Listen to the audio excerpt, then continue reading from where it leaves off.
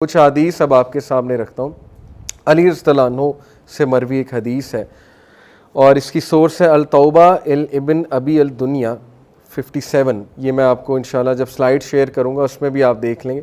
موسیٰ ابن ابی حبیب رپورٹڈ علی ابن حسین، یہ حضرت علی وہ والے نہیں، علی ابن حسین، علی ابن حسین رحمہ اللہ he said verily repentance is only by action and turning away from the matter, repentance is not by speech alone۔ وہی بات انہوں نے کر دی کہ ریپینٹنس ایکشن سے شو کی جاتی ہے۔ ریپینٹنس کی ہے تو چیز ڈیلیٹ کر کے دکھاؤ، ریپینٹنس کی ہے تو پھر اس چیز کو نکال کے دکھاؤ اپنی زندگی سے، اللہ کو شو تو کرو نا کہ میں نے پہلا ایکشن لے لیا، اب آگے آپ مجھے سکت دیں۔ ریپینٹنس ایسے تو نہیں ہوتی نا کہ ہم ریپینٹ کر لیں منہ سے اور اس کے بعد وہی ایکٹ کرتے رہیں اور اسی میں انوالو رہیں، تو یہ تو بلکہ اپنے آپ کو مزید پرابلم میں ڈالنے والی بات ہے۔ جیسے کسی کے بہت برے دوست ہیں، وہ ریپینٹ کرتا ہے کہ not to sit with them, ظاہر ہے کچھ بہت برے دوست بھی بن جاتے ہیں کبھی، تو پھر ریپینٹنس یہ ہے کہ آپ ان میں نہ بیٹھیں، سیدھی سی بات ہے، ٹھیک ہے نا۔ آپ بالکل قطع تعلقی نہ کریں، ایٹ لیسٹ سلام دعا رکھیں تاکہ شاید آپ سے امپریس ہو کے دین قبول کر لیں، لیکن یہ کہ ٹوٹلی ان میں بیٹھنا یہ ریپینٹنس کے مترادف ہے۔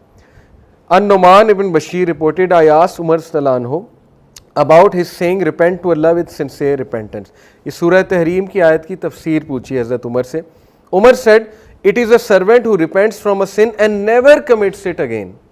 sincere repentance سے انہوں نے کیا مراد لی، تفسیر کیا بیان کی کہ وہ گناہ سے توبہ کرتا ہے اور اس کے بعد کبھی بھی اس کی طرح واپس نہیں جاتا۔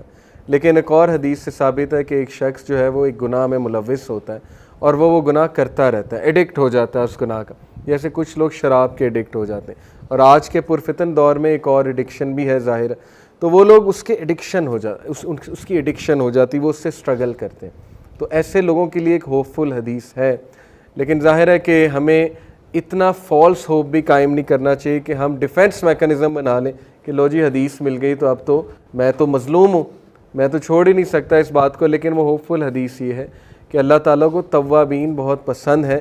توابین وہ ہیں جو توبہ کرتے رہتے ہیں کنٹینیوسلی کرتے رہتے ہیں، یہاں تک کہ ٹائم آتا ہے کہ دے میٹ اللہ سبحانہ و تعالیٰ۔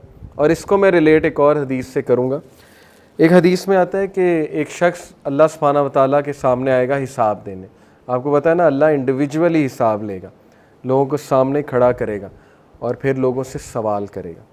The feet of son of Adam will not be able to move until he or she is able to answer 5 questions۔ اور ان میں سے ایک سوال ہے جوانی میں تو نے کیا کیا تھا۔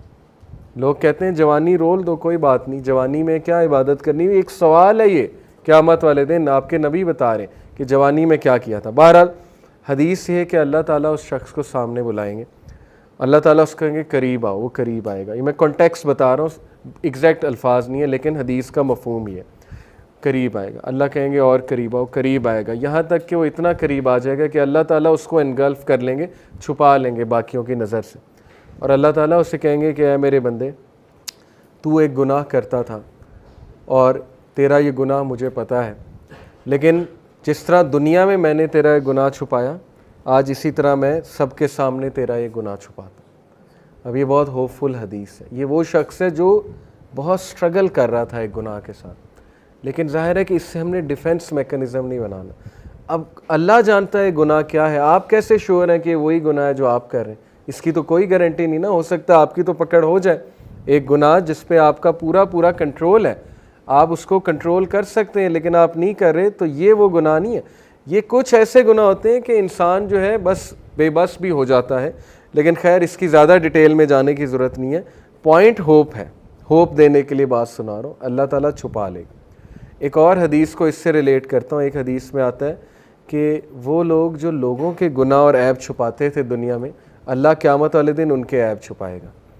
تو لوگوں کے عیب چھپانا یہ ایک بہت بڑی بات ہے، لیکن ظاہر ہے کہ کبھی کبھی لوگوں کے عیب ظاہر کرنے پڑتے ہیں، وہ ایک الگ ٹاپک ہے کہ کوئی مجھ سے کسی کا رشتہ مانگنے آئے تو عیب بتانا پڑے گا بھی کہ یہ اس کی یہ بری عادتیں ہیں، دیکھ لو، اگر اپنی بہن کا رشتہ کرنا ہے تو یہ اس کی بری عادتیں ہیں، تو وہاں پر آنیسٹی دکھانی پڑے گی۔ پرمیزیبل فارم آف بیک بائٹنگ ہے، وہ 6 فارمز آف بیک بائٹنگ پرمیزیبل ہوتی ہیں۔ تو اللہ تعالیٰ اس کو اپنی رحمت میں گھیر کر کہے گا کہ جس طرح دنیا میں تیرے گناہ چھپاتا رہا، آج بھی چھپاؤں گا۔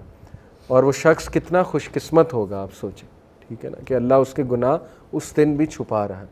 تو یہ ہوپ فل چیز ہے ایک کہ وہ شخص ٹرائی کر رہا تھا. پوائنٹ از وہ ٹرائی کر رہا تھا. وہ شخص نہیں تھا جو ڈیفینس میکینزم بنا کر بیٹھا تھا اور جان بوجھ کے گناہوں میں جاتا تھا. ہی اور she was trying their level best especially in this age of فتنہ, آج کے پرفتن دور میں.